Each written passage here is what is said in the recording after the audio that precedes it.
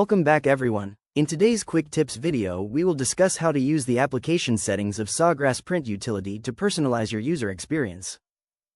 After opening the application settings, you will be brought to the General Settings tab. On this page you can set Print Utility to perform with the settings that work best for you and your workflow. The first option on this page is to have Print Utility open when you turn on your computer. This allows you to immediately start working in Print Utility as soon as you start your computer. If you have a designated computer for your printing needs, this setting is a great way to quickly access Print Utility and begin your workflow. The next setting is to allow Print Utility to keep track of recent jobs. If you select this option, Print Utility will start to keep track of recently completed projects so that you can reprint those projects whenever you need to do so.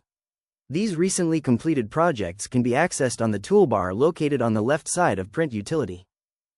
Also available here is the option to close jobs after printing.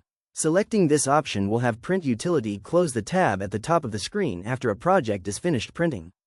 This is a great feature for when you are printing multiple different projects and don't want to accidentally reprint a project you have already completed. The option to enable spot colors can be found on this page. When this section is checked, you will have the option to use and create color swatches, as well as perform spot color replacement. When spot colors is enabled, the Spot Color tab will become visible at the top of the settings. The final setting to adjust on this page is your preferred measurement system. You can set Print Utility to work with inches or millimeters depending on your preference. Please be aware that you can adjust any of these settings at any time to find the options that work best for you and your printing needs.